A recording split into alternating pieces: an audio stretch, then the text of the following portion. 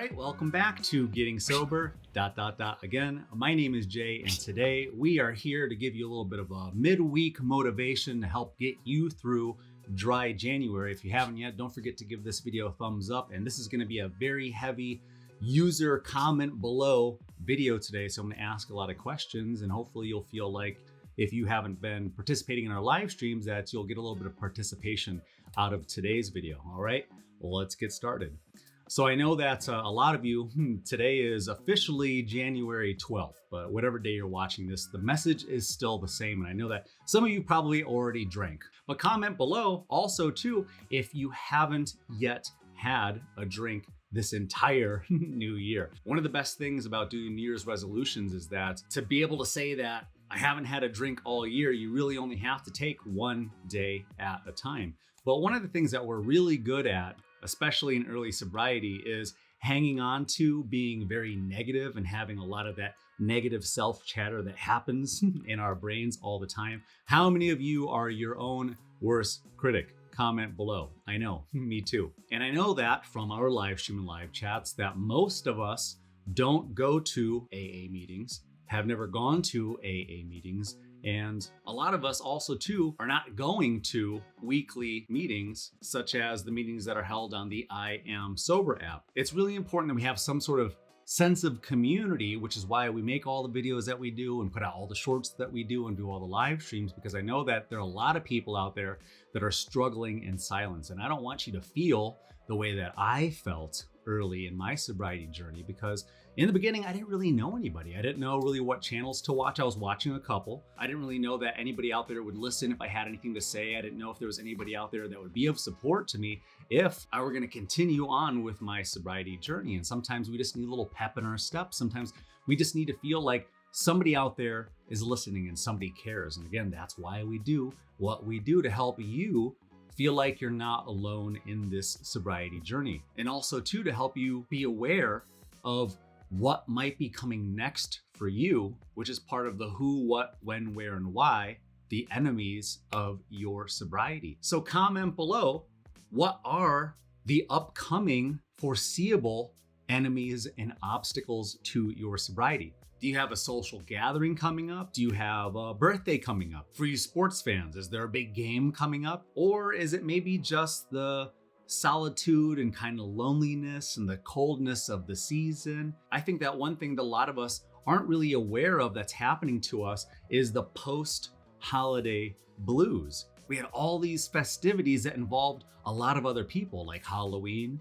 Thanksgiving, Christmas, and New Year's. So we're used to being back to back to back to back, big holidays, social gatherings, seeing people, spending a lot of money, having a lot of holiday cheer. And then we go from that to feeling maybe like we're in an empty nest. We're just alone with our thoughts, and things like dry January or losing 20 pounds or all of these things that you have on your to-do list feel a little more stressful. We also might not feel like we can just trust ourselves, because we talked about in our last video how it's very important. It's absolutely critical to stop thinking of your current self and your future self as two separate entities when you are in fact one in the same. I know that a big turning point for me was once I started to get a little bit of sobriety under my belt, I knew that past me was on the same team as me waking up today. And that's a very special feeling, especially when we spent so much time feeling like we couldn't trust ourselves. How many of you relate to the feeling of, it doesn't matter what I do, because when I wake up tomorrow, I'm gonna feel just as disappointed as I did this morning, because yesterday me sabotaged future me, which is me today. And for those of you that do have a current streak of sobriety going, I want you to comment down below, what is your current streak of sobriety? And even if it's just 2 days, I want you to be proud of those 2 days, because as we all know, the first 3 days of sobriety are the hardest. And I think for a lot of people, we continue to wonder, am I sober yet? Is this working? When will I really be sober? And I guess the question would be to ask yourself, am I still having cravings today? Repeat after me. A thought can just be a thought. So one good gauge to know if you're moving in the direction of long-term sobriety is when you really aren't having any cravings anymore.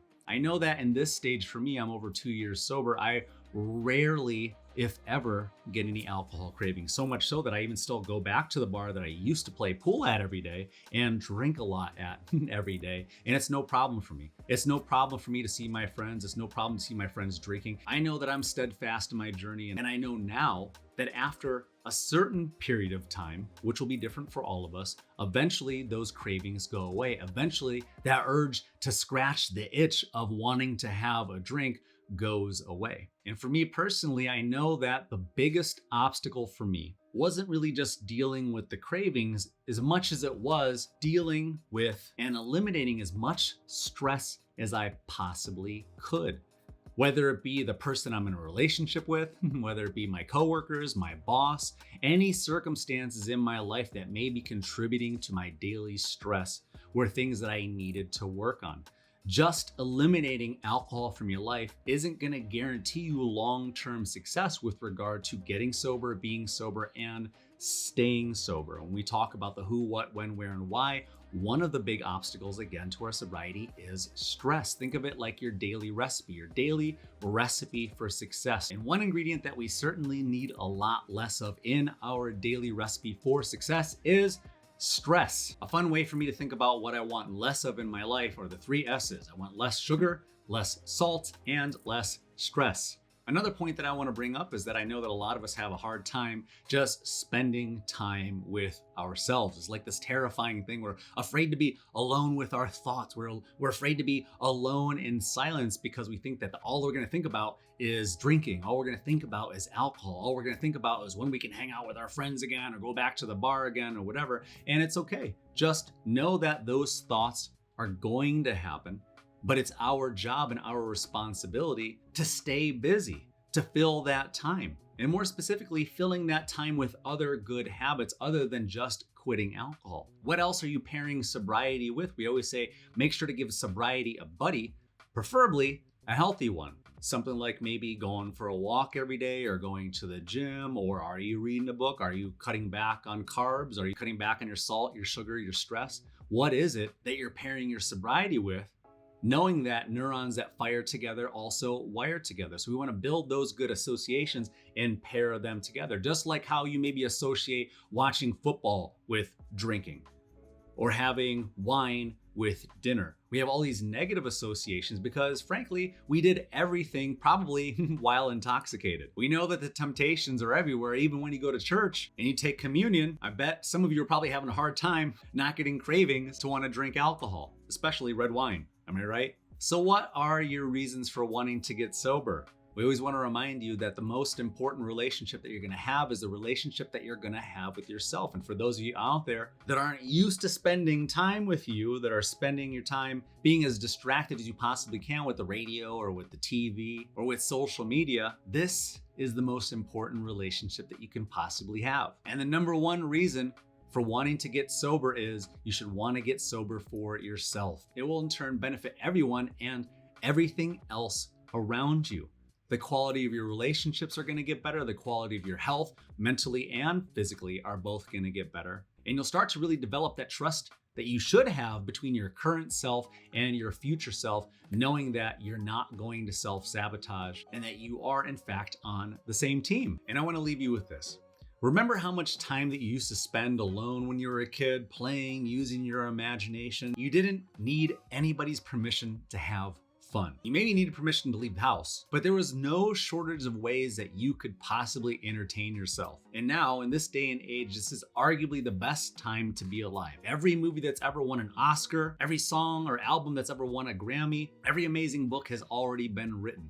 Netflix, Prime, Hulu, and everything that's on YouTube, including all 400 plus of our videos, already exists. So there's no shortage of reasons why you should be bored this time of year. At what point did we give alcohol so much power over our own happiness? And how much longer until you start taking that power back? It only takes just a couple of weeks to start believing in yourself again to know that I'm no longer trapped. I'm no longer this version of myself that I don't like anymore. I can get sober.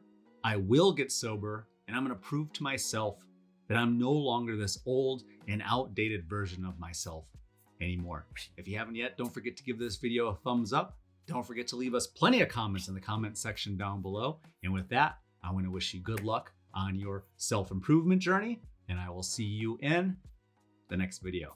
If you want to see another one of our videos, click here.